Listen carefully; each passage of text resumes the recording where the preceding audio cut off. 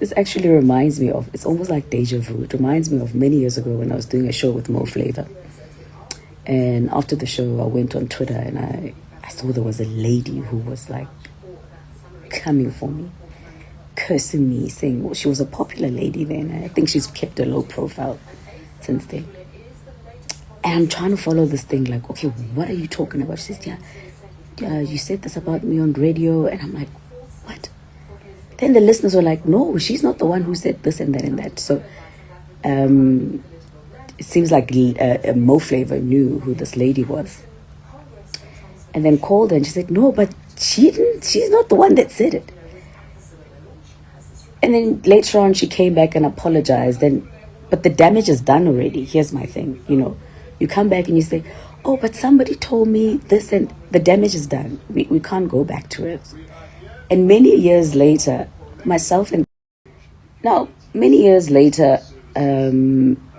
me and this lady are very awkward, and it's sad because we've got mutual friends, so we know the same people, right?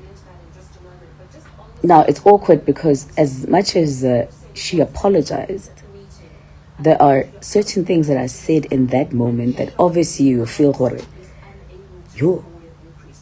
You've been waiting in the wings to actually say these things.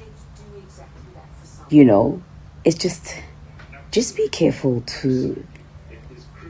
with regards to who you lend your ear to and what you hear. Verify things. Because you might find yourself in a really embarrassing or awkward moment because you heard she said without actually going to the actual source. So yeah. And a big thank you to those that were listening to the show. I see your comments. I'm just as confused, but thank you to those that listened yesterday. It was, yes, listened to the show, not listened via other people. Appreciate it. Sanbonani and hello guys, welcome back to my channel. Now this is a follow-up video after what Lulu Menziwa wrote on her Instagram account. If you missed yesterday's video, this is what she basically said. Imagine it's Lerato Kganyago saying she won't bring her children to a school where I teach. Last time I checked, sis doesn't have one and she's struggling to have one. Sis by this was after Lulu Menziwa thought Lerato Kganyago was talking about her. Was she talking about her though? That is still an unanswered question, because a lot of people, I was reading my comments as well, a lot of people said they listened to the show and Abu Lerato definitely talking about Lulu Menziwa. All right, so she has apologized. Lulu Menziwa has apologized to him. This is what she had to say. After listening to all that, I was hurt. Everyone at work was sure that you were referring to me. Yes, you didn't mention my name. I'm sorry, please forgive me. And Lerato responded by saying, but Lulu, the problem is now you've given everyone the impression that I said those things about you. You've directed so much hatred to me. You've created a platform for my enemies to say the most traumatic things about me. My husband does not deserve this. In future, please rather ask the source to avoid unnecessary attention, and also be careful of who you listen to. There are people who claim to have your best I guess she continued to say your best interest, but they don't.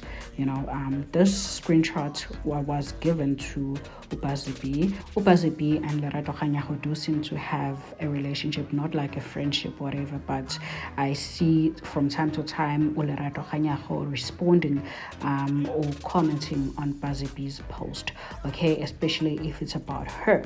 Right, like this one, when Upazibi posted this, and then Lerato was like, Lord, someone needs to play her the audio and maybe she must listen attentively to what I said, and if any names were mentioned by myself or my colleagues, and in fact what my closing remark was, and just maybe she will come back and apologize. Oh, and there are 3 people on the show. 3, she came for me. But when people have been dying to attack you, they will run with anything they hear. Didn't know this beautiful lady till today. I wish her all the best.